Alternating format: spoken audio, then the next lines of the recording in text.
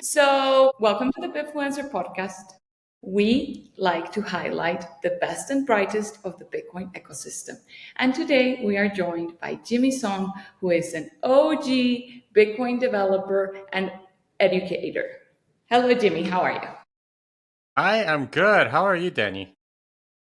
I am really excited to have you here and have the opportunity to ask you some questions that kind of grow on top of. I recently took Jimmy's class with Programming Bitcoin, and so I had a chance to speak with him about a lot of Bitcoin questions that I had before. But now I think it's a good opportunity to get in deeper into those questions that are not really part of Programming Bitcoin but are relevant and are also I want to get your perspective both in the historical and in the current with the like war or battle internal battle where we are living through right now as well. So it's going to be a core versus knots episode, huh? Not only, but we will definitely want to get your perspective on the issue.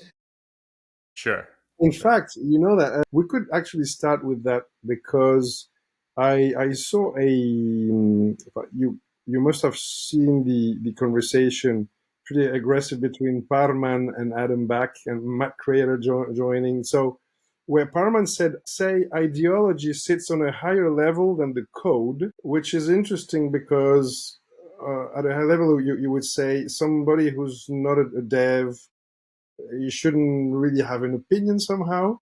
But in fact, it looks like ideology in Bitcoin is really strong. What's your take on this?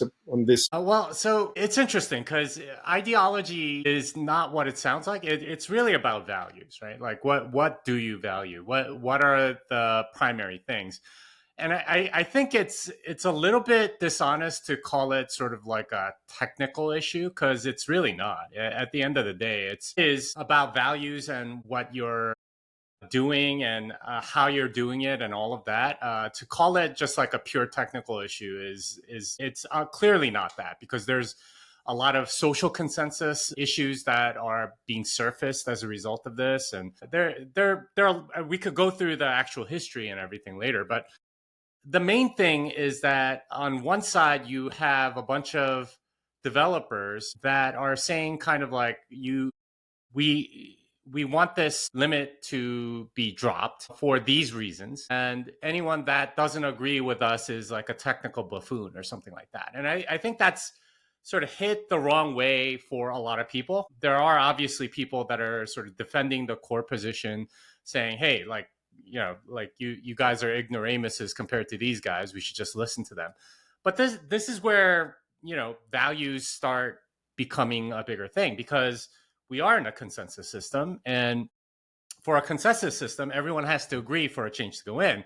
And this one was clearly extremely controversial, right? Like the op return limit has been controversial for a very long time. I mean, the first time it came up I think was like 2013 or something.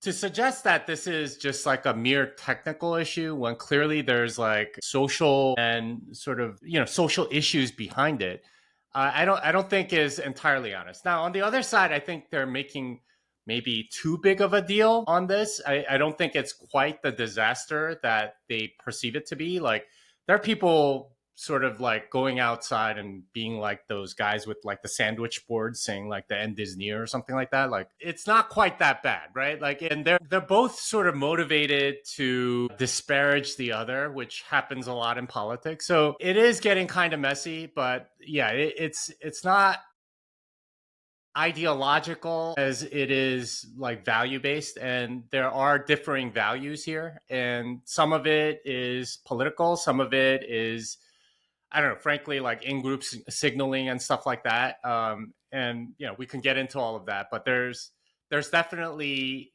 a lot of dynamics that go into this particular situation. I would like to show you something, Jimmy, to comment. So I'm going to share the screen now. It's a tweet that was, I think, posted today here. Okay.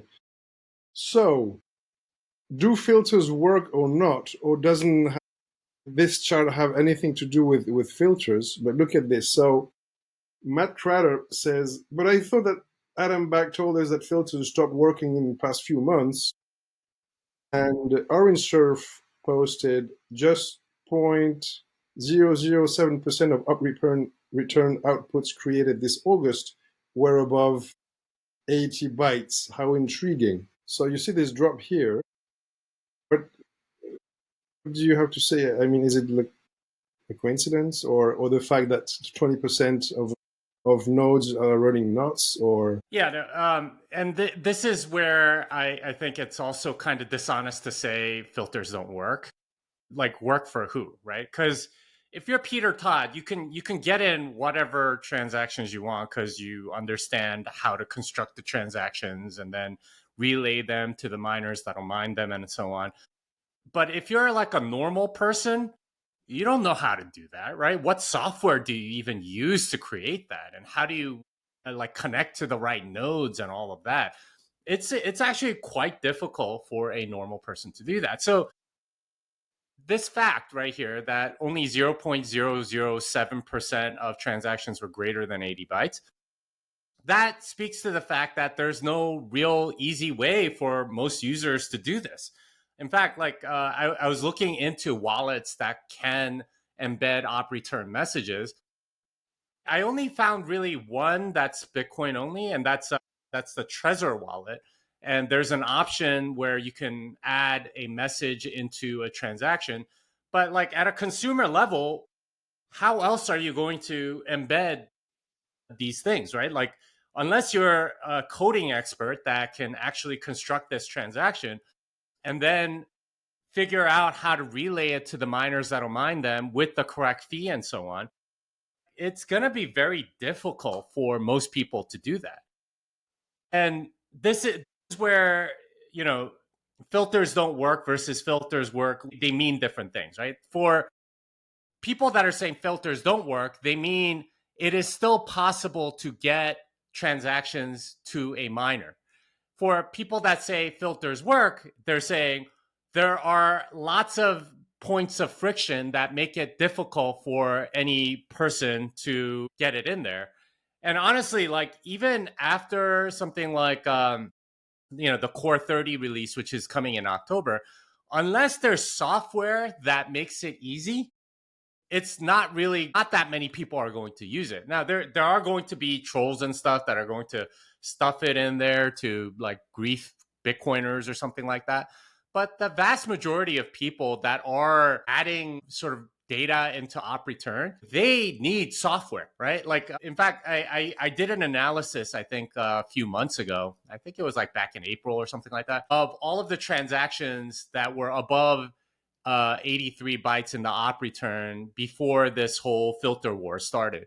And there really weren't that many. I think in the year leading up to April, I think there were maybe like 12 transactions, and they all used the same tool, that, as far as I could tell. And it was Ben Carmen's like tool to get it in there. Like, he relays these like large op return transactions to particular miners by doubling the normal fee. That's how he did it. And that was like the only, and it was on a website and you had to construct it yourself, but that was the only way a lot of people could get it in.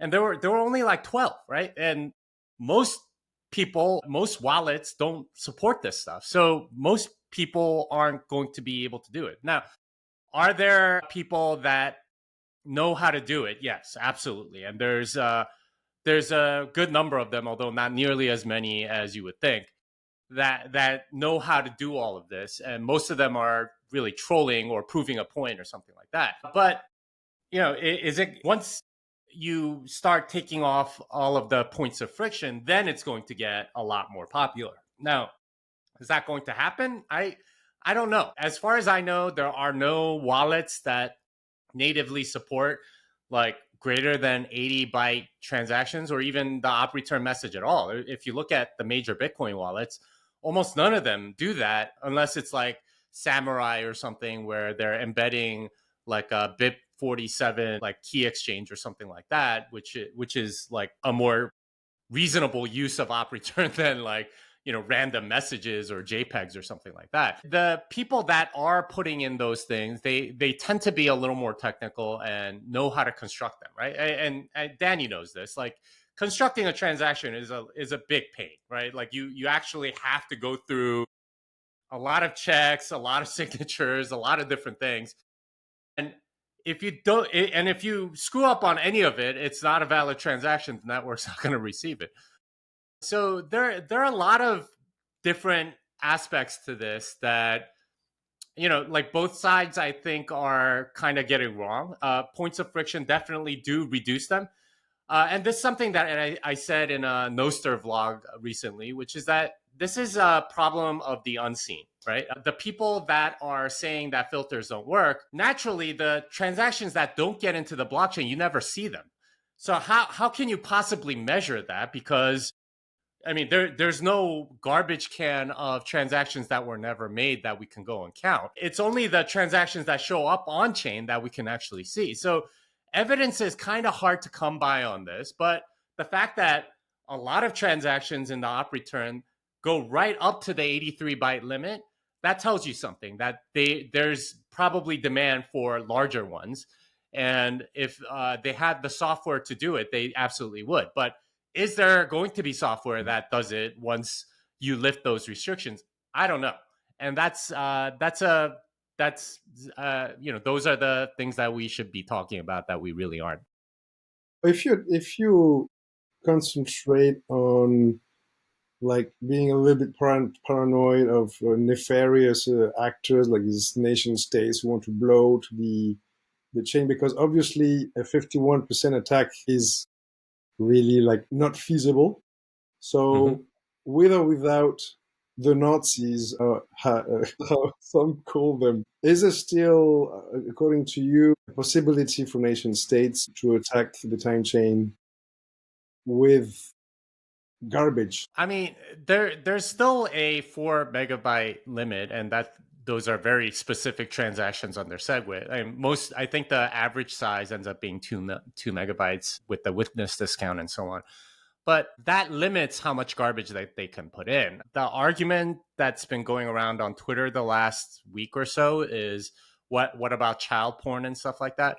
I mean, in a sense, they could do it already. But the theory right now is that miners that mine child porn on a block would be liable somehow, and that's why they're not doing it. And we don't know if that's the case or if that's going to happen. And I mean, that it's an attack vector that exists already, so I'm not entirely sure why they wouldn't have done it already if that was the case. I mean, they could fill it up with garbage and make a node harder to run, but that's a very long-term play, and it's going to cost quite a bit over the long term because you have to basically fill blocks with lots and lots of transactions, and you're competing against legitimate economic transactions. So it ends up actually costing like a decent bit of money to pull off an attack like that. Not nearly as much as a 51% attack. That's insanely high, the amount of money that's required. And it can be very easily subverted. But, filling it up with garbage, I don't know if that would be an attack vector that I would choose as a nation state if I were trying to take down. So we can agree that at the moment, Honey Badger don't care. I would say so. I mean, the Bitcoin network continues regardless of all of that. The real problem, in my opinion, right now is the miner centralization, and that's the thing that causes all this in the first place. The reason why Libre Relay works, the reason why you can get specific transactions to specific mining nodes is that they're kind of centralized, right? There's like 20 players, and you just send your transactions over to them and basically invite them to mine it for some fee. And if they do, then your transaction gets in and you can sort of completely avoid the peer-to-peer network. If it weren't centralized, then the peer-to-peer network starts mattering a lot more. If you had lots and lots of individual miners creating their own blocks, well, then you have to get it to all of them, and you don't know where they are. So like you're kind of forced to use the peer-to-peer network unless you're mining it yourself. So it's kind of at a deeper level, it's a mining centralization problem, and we have solutions to that. So in my view, those are ultimately not going to matter that much as stuff like Stratum v2 and DATM take up more of the mining space.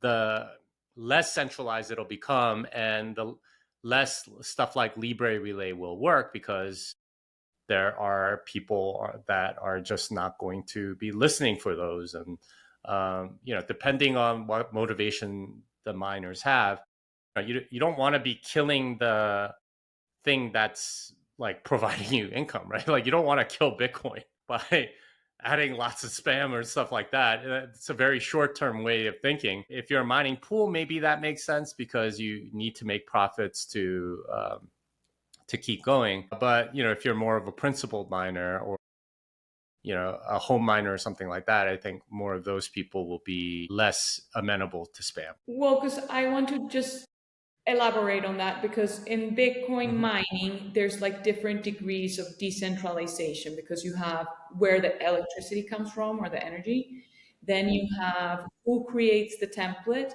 and then you have the actual mining pool. So Mm.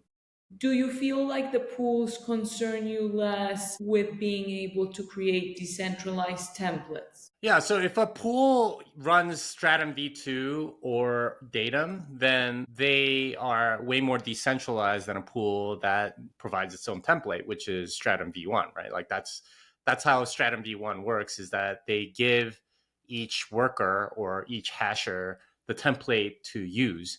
And that's the current model and has been for a while. And it's only more recently that Stratum v2 and Datum have come online, and they're way more decentralized. They're in the sense that each hasher gets to choose their own template, so they become essentially their own miner, and that's a lot healthier, because then you don't have stuff like Mara, where they put in, I think, like a 4 megabyte JPEG of Trump or something like that into the blockchain, like when he was elected.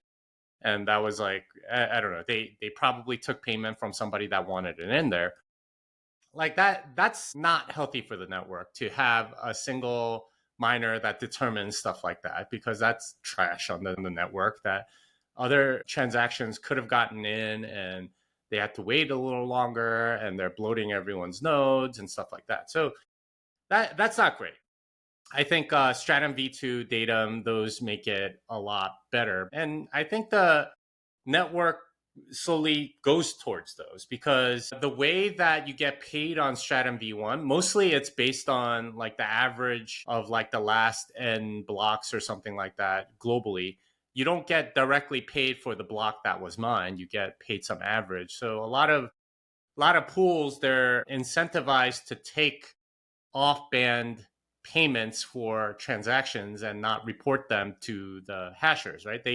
So if Mara, for example, got paid like half a Bitcoin for putting the Trump JPEG into the block, and it was done off-band and not as a fee in the transaction, then they get to keep it and not give it to any of the hashers. And that's a very bad incentive, because then the hashers are not getting paid for it. So in a more decentralized system, they get paid for any, whatever comes into the block, the fees that come into the block, instead of all of these off-band payments that the pool gets to keep. So I think naturally, hashers will become miners. They'll start going towards these decentralized things, just because they can make more money and it's better for the network and all of that.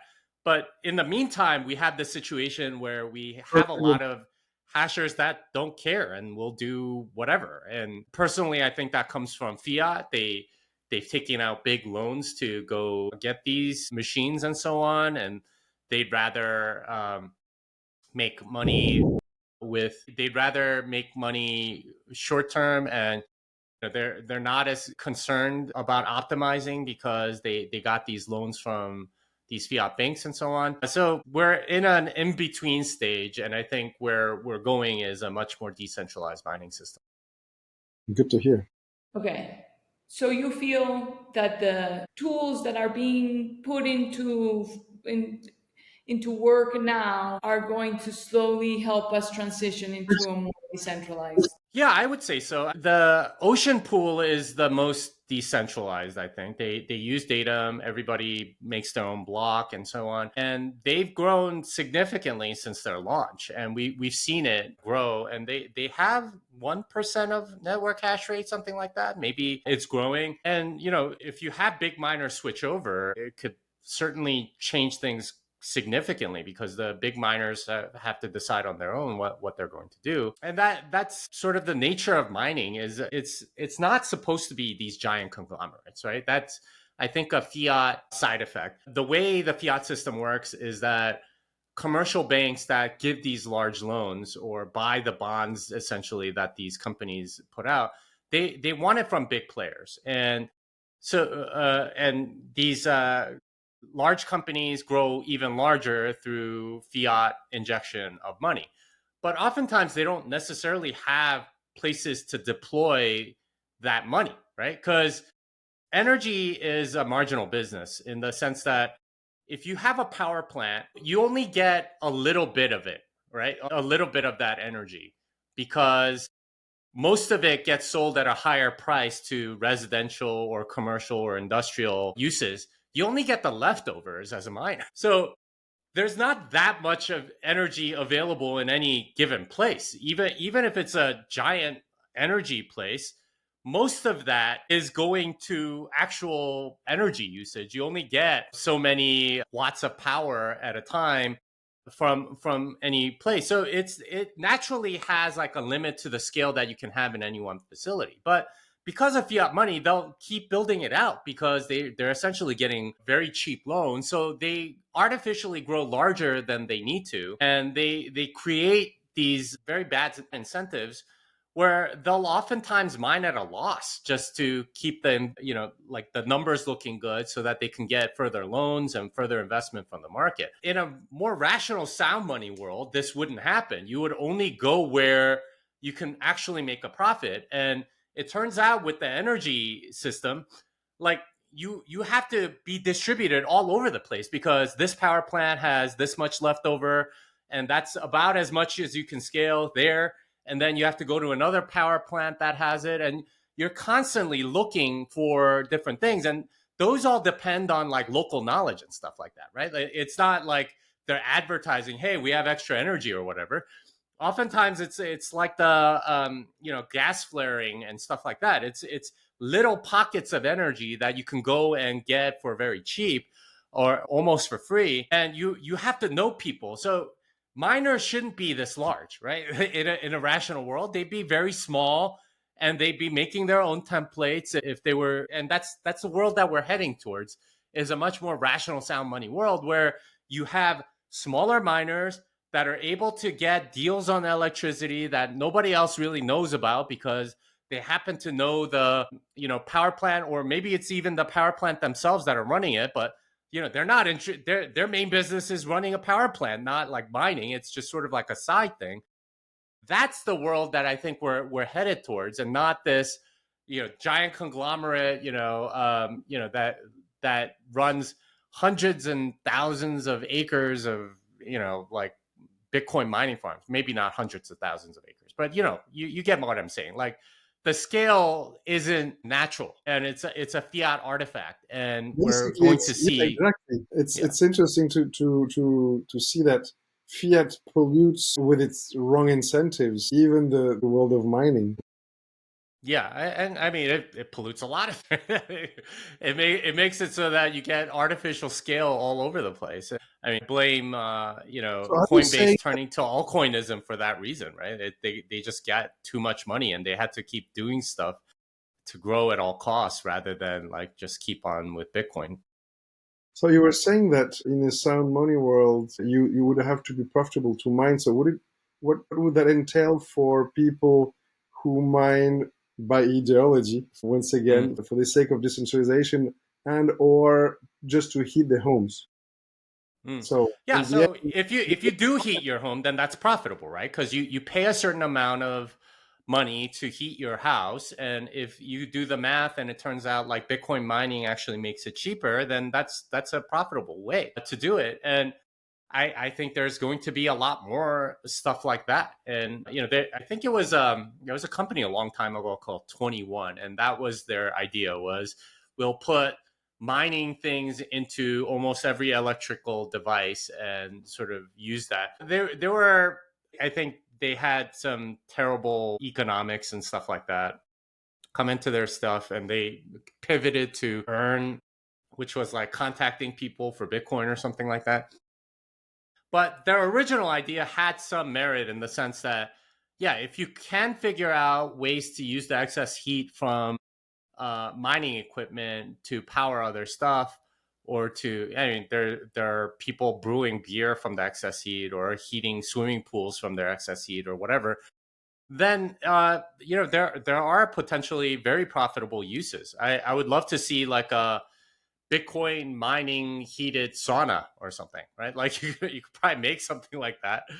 I don't know if it'll be profitable, but there's a lot of different ways in which you can make this work. But unfortunately, it's a fiat world right now, and a lot of these places just they don't innovate very much because they're not incentivized to. They can get free money from the bank and grow larger and kick out competitors that are trying to innovate. Yeah, that to double click on heating. I mean, mining related to heating. I was in BTC Hell, this edition of Bitcoin conference in Helsinki lately, and it was really interesting to discuss with miners who said to me, Europe would be basically the last place on earth where to mine because electricity is too expensive and so forth. But in Finland, where you really need heat is a question of survival somehow. Miners are, let's say, positioning themselves on the market as heat providers, which brings utility, and it takes them away from the clause of the European regulations relative to digital assets in general. So I was really pleased to hear that. Yeah, and that's the nice thing about mining is that it's naturally sort of like decentralized in that way. I think most things are naturally decentralized in that you can't heat a home too much, right? Like you can't scale that. If you're, I mean, maybe if you're heating like a large warehouse space or something like that, you can have a decent sized place. But if heating is like a way in which you can do mining profitably while paying a little more for electricity and so on, that only scales a certain amount. You can't scale it like to the giant degrees that a lot of these mining companies have. That's not natural. It doesn't really The work idea that in way. Helsinki actually was to heat like whole cities. Yeah. You might be you still have to pump the heat somewhere, right? Like, and that costs money and so on. It's probably better if you have it closer to the area that actually needs heating because you're going to lose heat as you transport it, much like energy and so on. Hey, I think if things work out positively in a rational, sound money world, you would have your own nuclear generator in your own home, right? No electrical wires, and you use the excess energy from that to mine and heat your home. Like that, that would be like an ideal self-sovereign world where you're not dependent on a very fragile electricity grid and so on. I would like to see that world come to pass. I don't know if it's going to in my lifetime, but that's I think the direction that we're headed in because it make like Bitcoin mining might make home nuclear reactors reasonable. I don't know. Okay, but in all this conversation, you kind of argued against mining being the biggest question or biggest concern. So, because the funny thing is that I literally had that question here in my book, and I had also written like the miners, it's a fiat business. They are not all miners are interested in Bitcoin. So there is a large risk there, but I think you already touched on it with your explanation. But what I wanted to ask is okay, if that's not the biggest question, is it lightning settlements? Is it the scalability question? Like, what is the next biggest question for Bitcoin for the peer-to-peer cash future to be satisfied? Yeah, for me, the bigger concern right now is the subversion of the consensus process, and that is what this controversy has sort of revealed for me. Is that there's a lot of people that are afraid to disagree, that are afraid to speak up because they're intimidated by all the people online that are going to jump down their throats, right? Like, and it's getting kind of bad. Where I think early on in this controversy, Robin Linus was like, and he's the creator of BitVM, and he's working with Citria, and he kicked off this whole mess, right? Because he said for BitVM to work, we need 160 bytes that go into a single transaction. Op return doesn't let us do it.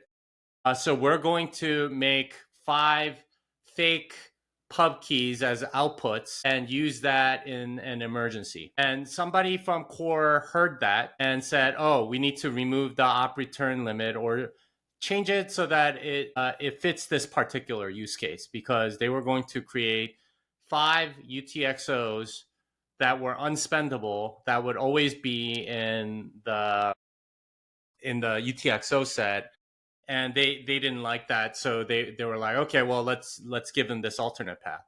And then Ryben Linus later on said, hey, what, this is way too controversial and it's not really that big a deal. We have other ways to deal with this, so why don't we just roll this back, right? Like, this isn't worth it. And Lalu commented saying, Lalu is the CTO of Lightning Labs, right? Both are extremely technical people, and he said, why are you guys pushing this forward? What's going on? You're like kind of shooting yourselves in the foot.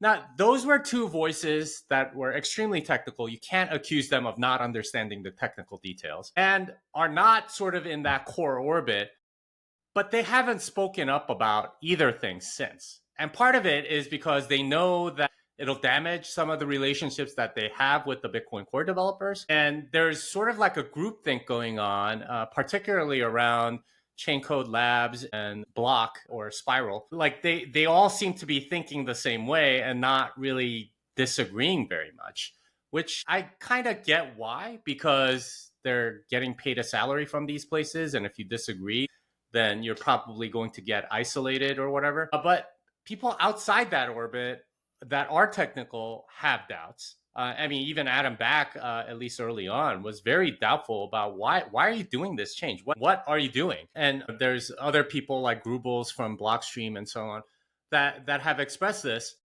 But right now we're getting to a place where there's a lot of people that are afraid to disagree, and that doesn't work in a consensus system. That's a way in which the consensus system gets subverted, is by having people that have doubts, that do disagree, be quiet, right? Like that's, I think, long term a much bigger issue than the actual controversy itself. Like I said, the filter stuff, I don't think matters all that much. You still have the block size limit, and you still have an economic future where mining decentralization is going to no longer be the case, and where economic transactions are going to outbid all of the spam eventually anyway. The real damage, I think, is to the consensus process. If they are able to intimidate people from disagreeing, then that's a problem. That's a big problem. And that's a way to get artificial consensus. And I don't like. I mean, nowadays, I would consider myself a Bitcoin maximalist, and I would consider myself, and after some time, I grew to love a little bit the like radical stick it to you culture in Bitcoin, where if you go down the wrong path, you will be burned at the stake. But I also like have always had like a inner combat with the feeling that I do feel uncomfortable sometimes in some environments of Bitcoiners of speaking openly. And I felt like the way that concerns or questions, because sometimes people are asking out of ignorance and they need to like take that step to become informed and to really understand the issue.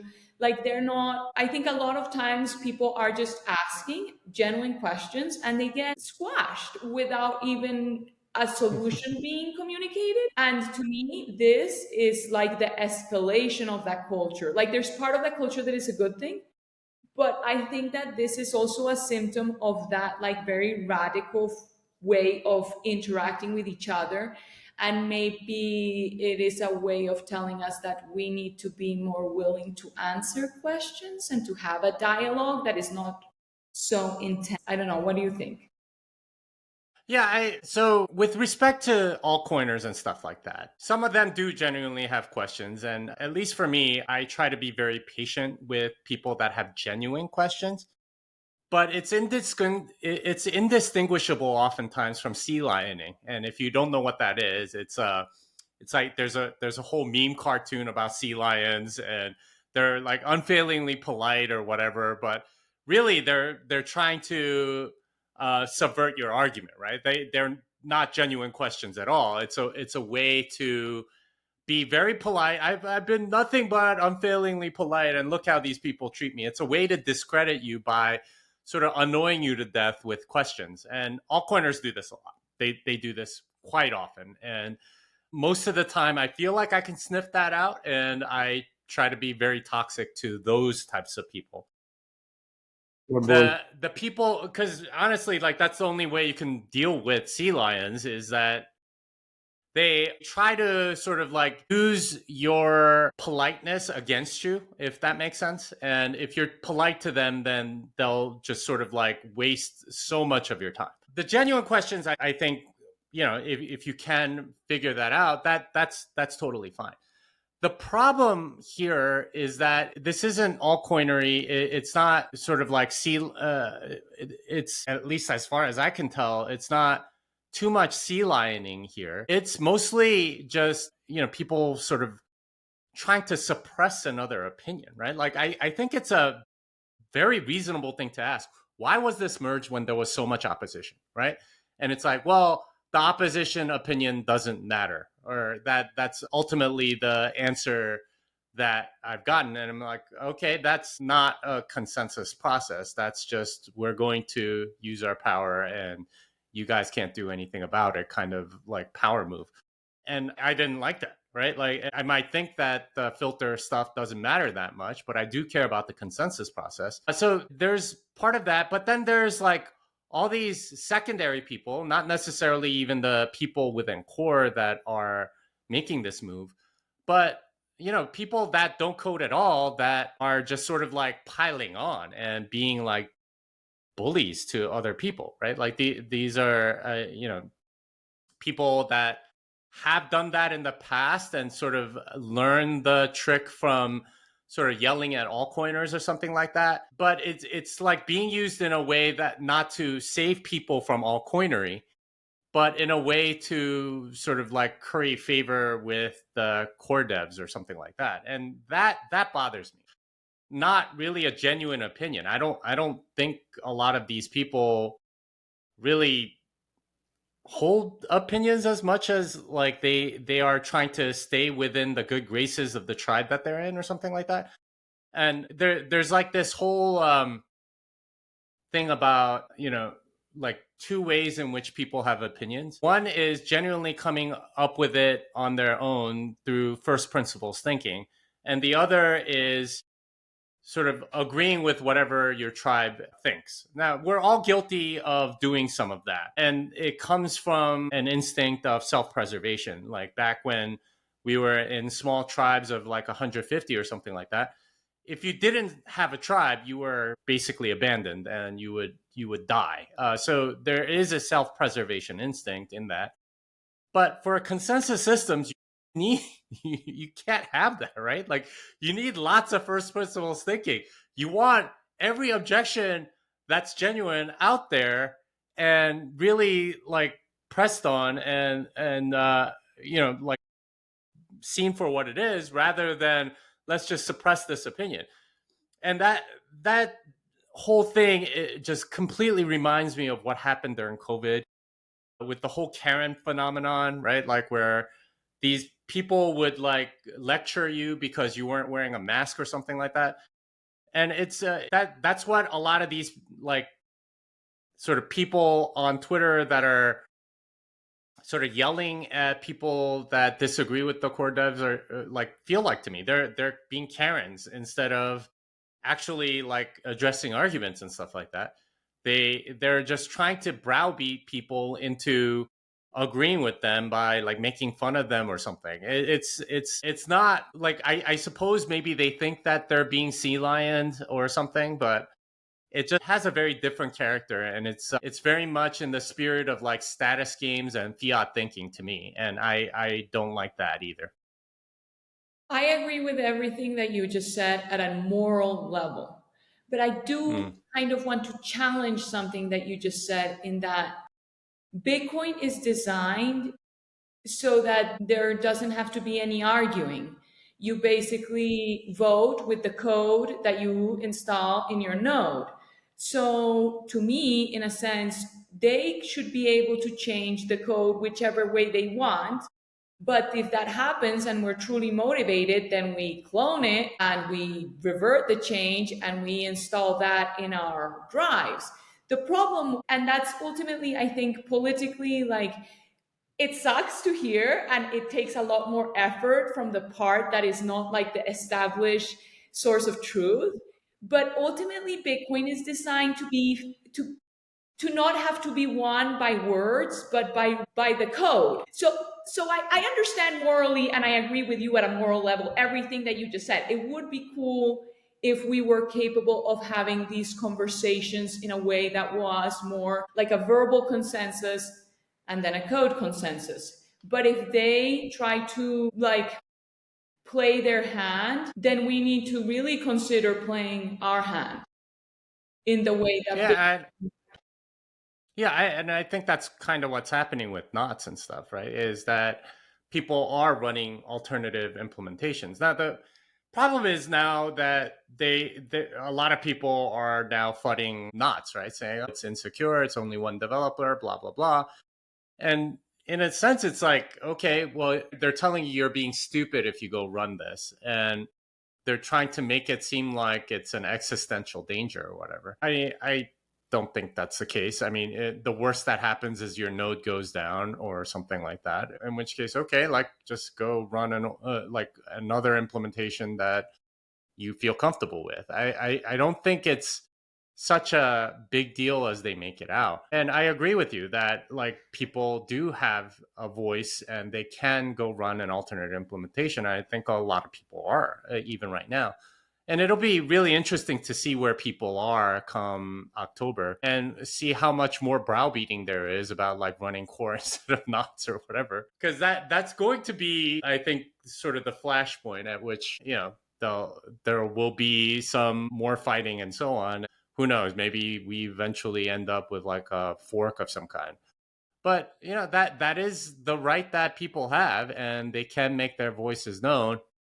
But in a sense, it's much less dangerous than say what happened in 2017 because there's no real way to fork the two. I mean, if you have an alternate implementation and it does like what you wanted to do and it's mostly the same code anyway, then I like there's very little risk, I think, of like a code fork. I don't know, maybe somebody will find some way to create a transaction that is valid in one and not in the other, in which case you really would have a fork. But I like, given that it doesn't touch on consensus code, it's really only relay policy mostly.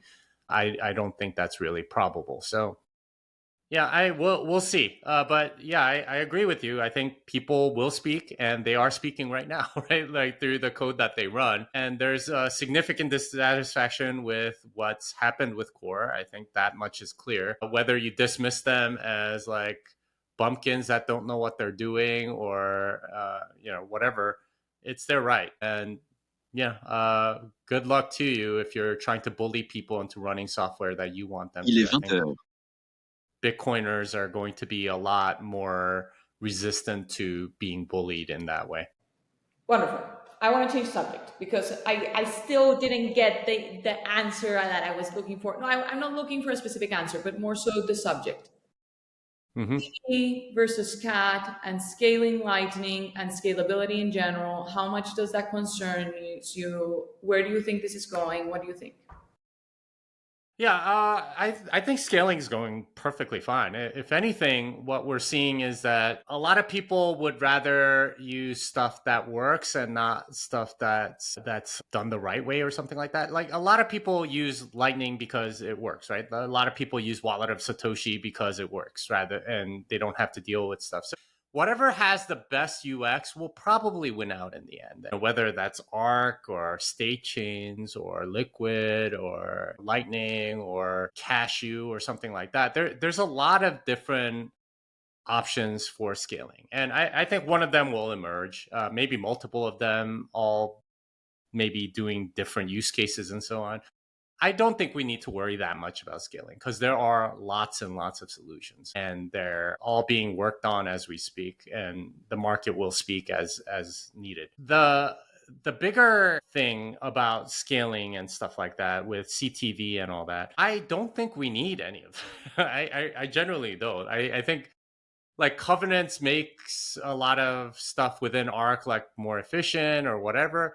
But I actually think all of those changes, like soft forks and so on, they actually slow the entire ecosystem down. And the reason why I say that is that whenever something changes and there's sort of anticipation of change, like things stop developing. And we've seen this in like in the video game world, for example.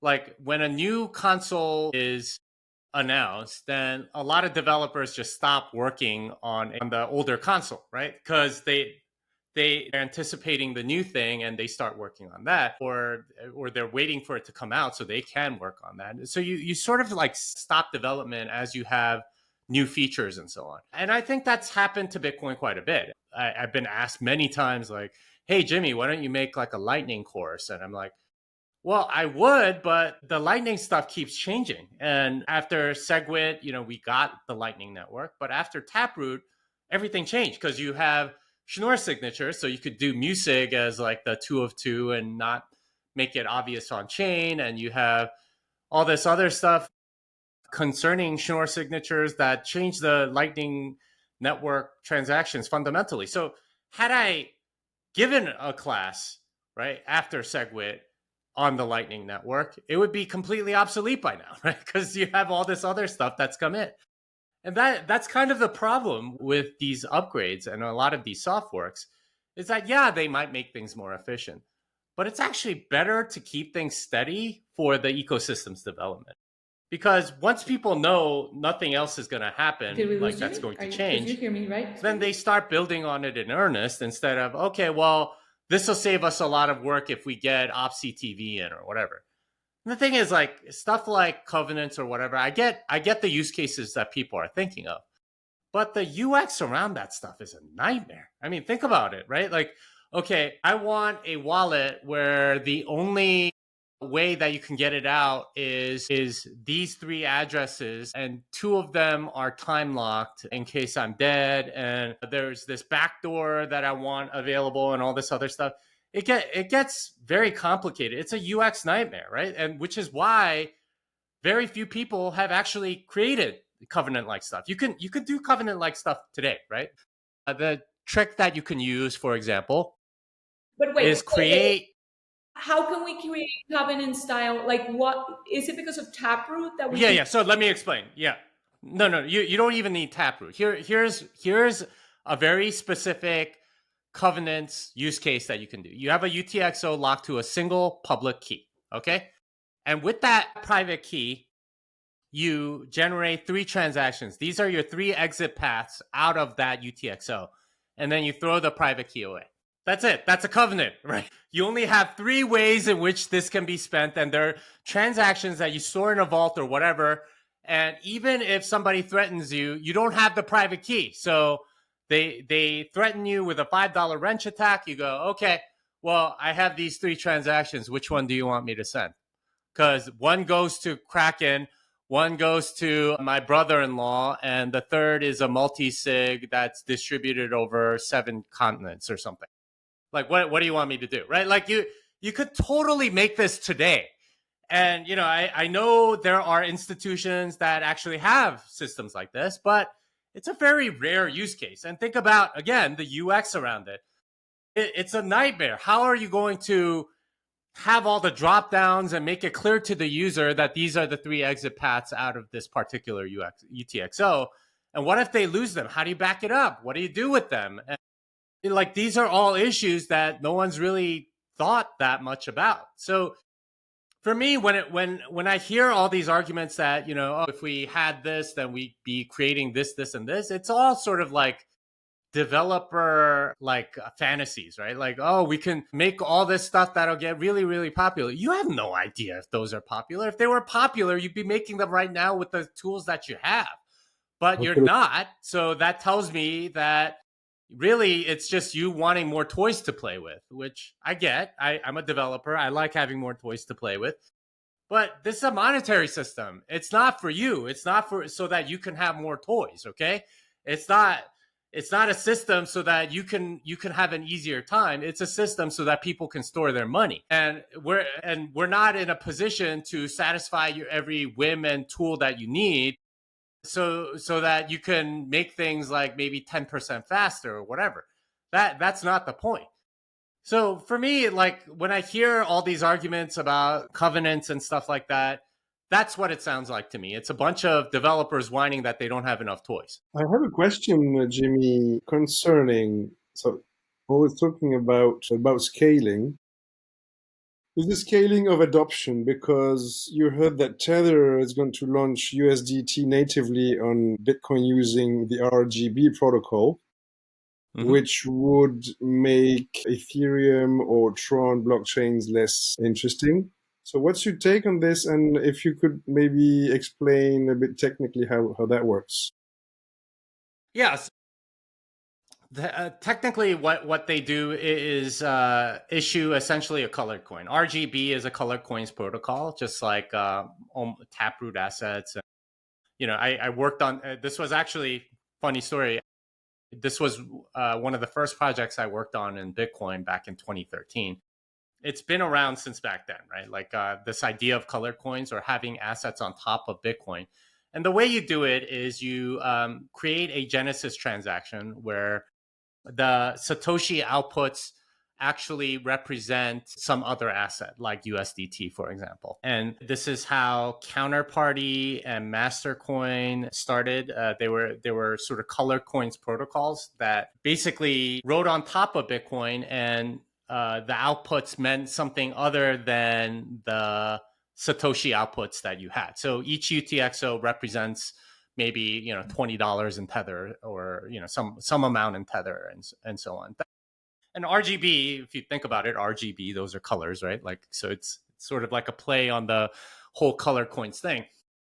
So you would issue an asset, and the way it works is that it's compatible with Lightning, and you do almost the exact same stuff that you do on Lightning, except you're using these other UTXOs, which have a color on them. They're designated as USDT or something like that. And then now you can do stuff like atomic swaps, where you're waiting for Bitcoin and so on. And if you have other assets, I suppose you could even issue Ethereum on Bitcoin or whatever, and do all of that over Lightning.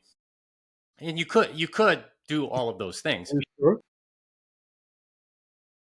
My take on it is that, I kind of get that you want to do those things on Bitcoin, but I think ultimately those are, like decentralized in name only kind of thing, right? Like everything that is an asset that's issued by somebody is ultimately centralized. So maybe I wasn't clear. I was saying that so far to send USDT, you would need Tron or Ethereum. Right. But now right. you can just jump them and do that on Bitcoin. Yeah. That's what I'm saying, is that you can do them on these other things, but it's all decentralized in name only, right? Yeah, because you have an issuer. You have so I think ultimately what what you end up with is, okay, what protocol is more appropriate to that? And I've come to the conclusion that something like eCash is way better for that stuff, because you get privacy, there's no blockchain, there's no tracing on all that, and it's all controlled by one entity anyway, and they should be the ones that issue eCash for their stuff. All of this stuff on Tron and Ethereum and even Liquid and RGB to some extent, it's all sort of like decentralized LARPing, right? Like you're pretending to be decentralized, so maybe you get regulated less or something, but it's actually the wrong technology to use. It's much better if you're using something like eCash. Now, regulatory wise, maybe that's something that they can't do, because at that point then you're regulated as a bank or something. But it's ultimately, from a technical perspective, like a band-aid that they're putting on so that they can sort of operate their business, and not really an optimal thing. At least that's my take on it. And So that's why they use Tron or whatever. you putting liquid inside that basket, which was surprising for me to hear. So what's your? Well, I I mean, mean, everything, all the non-Bitcoin assets on Liquid are still like issued by somebody, right? They're all centralized. Even Liquid itself, it's got like what the members, I think 15 members that determine the peg in and peg out or whatever. So it's a centralized system. I think that much is not really in dispute. But if you're going to be a centralized system, then you should provide a lot of benefit, which I think Liquid does. They have confidential transactions on there. They now have simplicity. They have CTV. They have all of this stuff. So in a sense, like they're uh, they're doing it the right way, if that makes sense. Like where they're not issuing their own token, right? Like justify making some weird token for whatever. They're just providing the platform. It's what Ethereum should have been, but they never did. And yeah, it's like, if you do issue on Liquid, then it's clear what it is. That's what Tether's done. Like all of this stuff is very centralized. And I think if it is centralized, then like use the best technology for it. But there's a lot of decentralized and name only stuff going on, which is why they end up sort of in these protocols and so on. But that's personally what I think is happening. I thank still you. have a couple questions that I want to ask. Maybe we get a chance for a couple. One of the questions that I had, and it's kind of like a twofold question, is what hasn't been done and who's doing it right?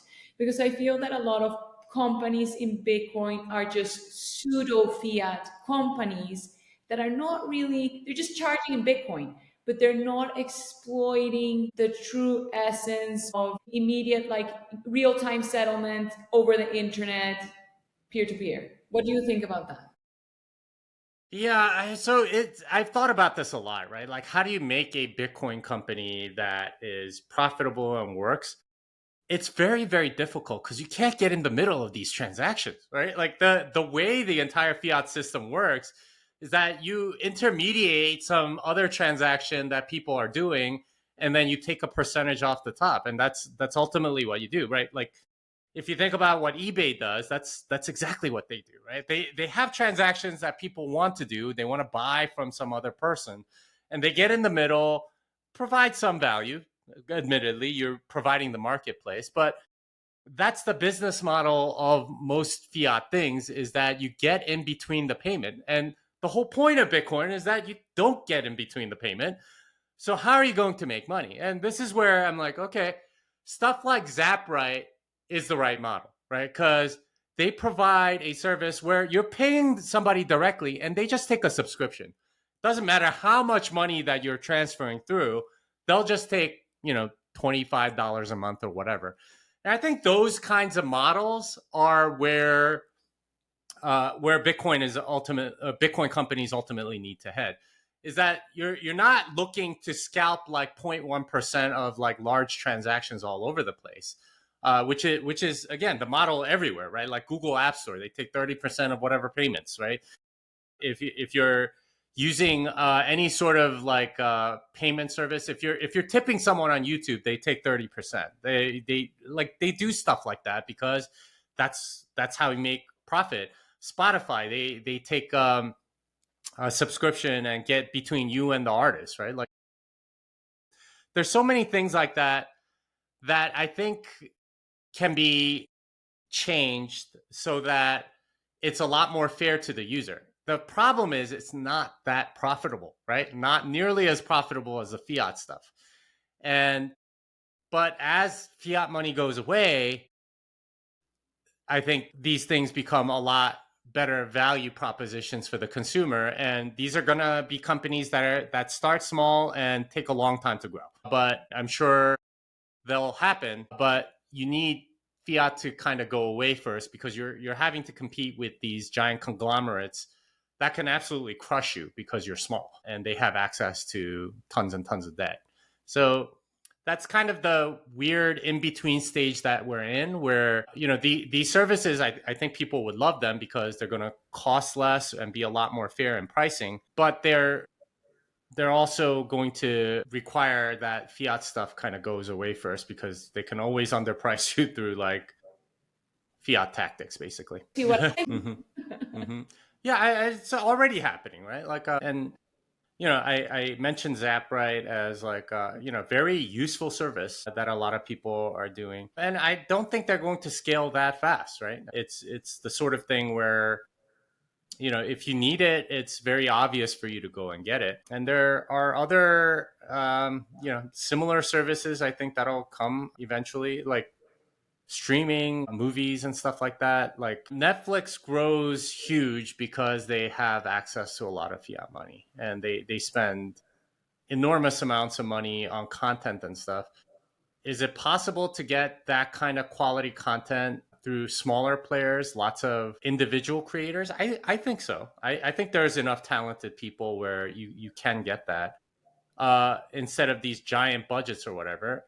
And in a in a sound money world, I think if you can create lots of really good content for cheaper and take a little bit less, that would make sense. But the way the current system is, it's all go big or go home. So Yeah, just publish your master. there are things like that that I think will happen, and under a Bitcoin standard, I think will eventually work like that. because nobody Yeah. most of the No. I was just going to say that master fixes it somehow.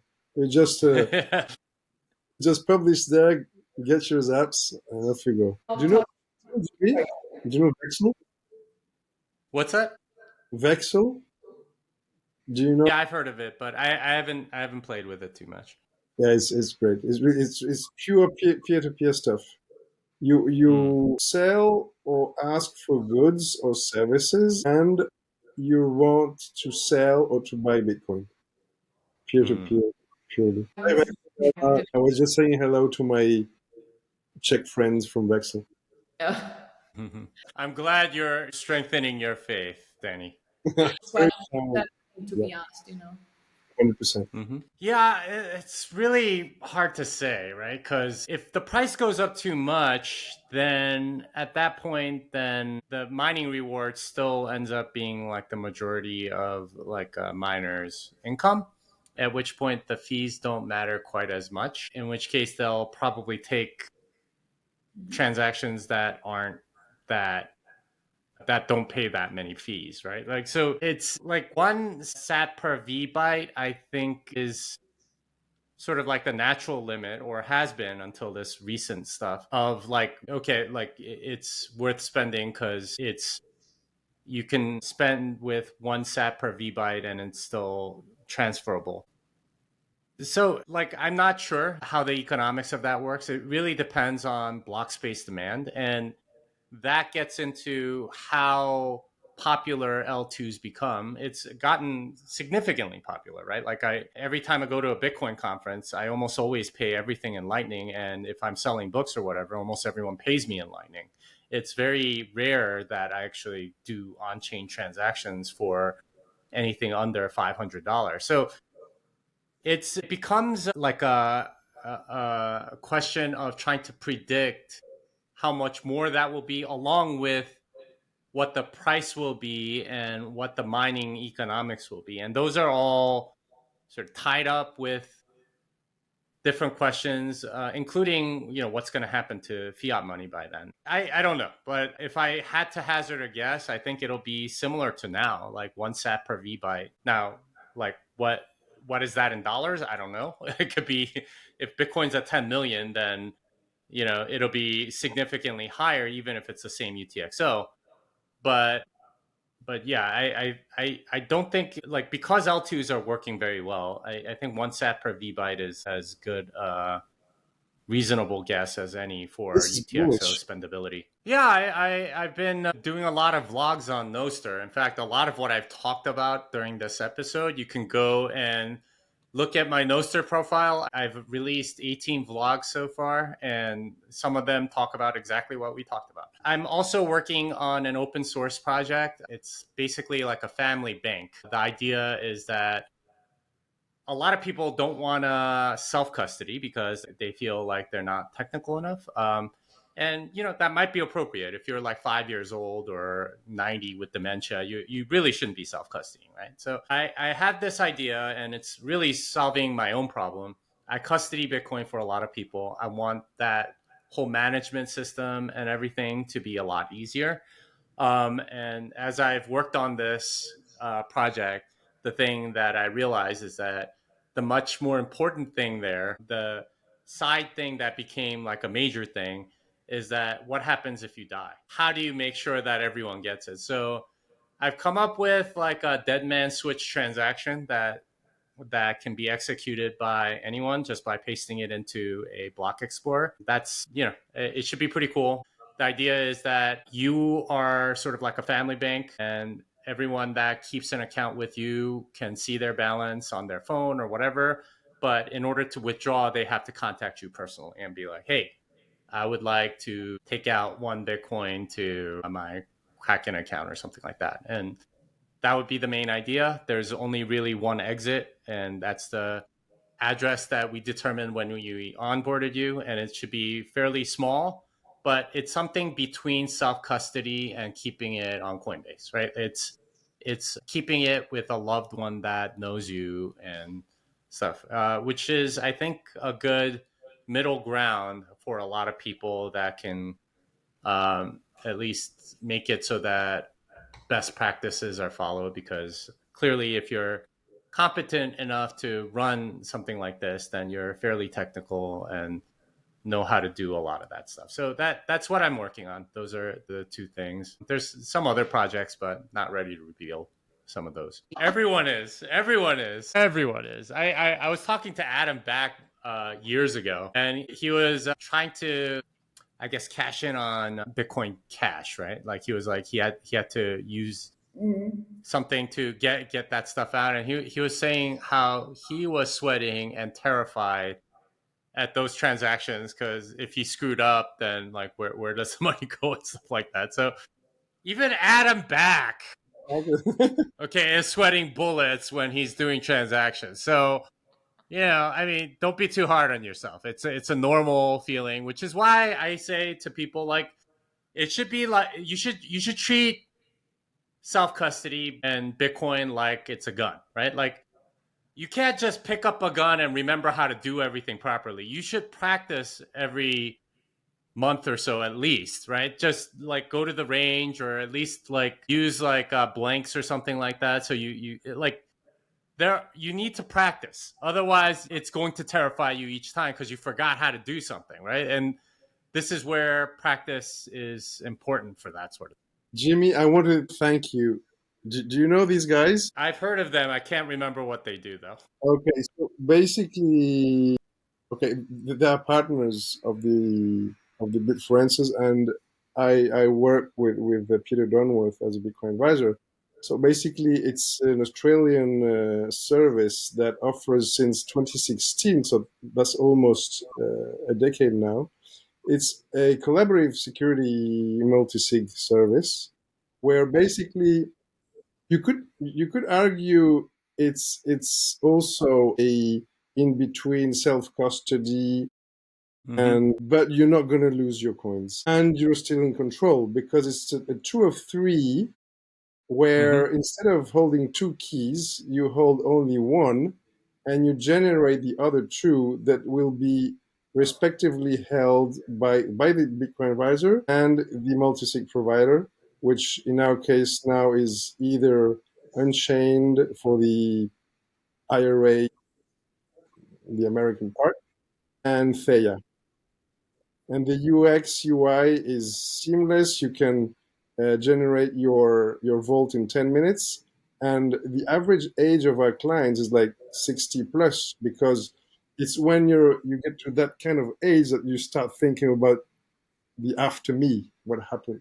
So Yeah. we have a very simple and robust estate plan protocol that the beneficiaries, the loved ones, can use when something happens. So basically, we can talk. Basically, Yeah, I mean, that's a paid developers to service. be the I wanted backers something for open their own source that families. Okay. didn't Basically, require is any the jurisdictional stuff or whatever. It's just something that you take care of. You press a button and everything kind Oh, of Jimmy, works. it's been So, wonderful. Thank you for yeah, coming. Do you that's feel right. happy? Do you Ah, feel like okay. does it give you positive? Yeah, I'm usually pretty stoic about these things. I try not to get too high when the price is high or too low when the price is low. It is what it is. It's TikTok next block. Everything's happening, and there will always be people saying that Bitcoin can't work or won't work or whatever, But and are there you will gonna always write be any new people book saying soon? we're going to $1 million next year or something Are like you gonna that. write any new I book don't worry soon? too much about it. It is what it is, and just kind of live your life in the meantime.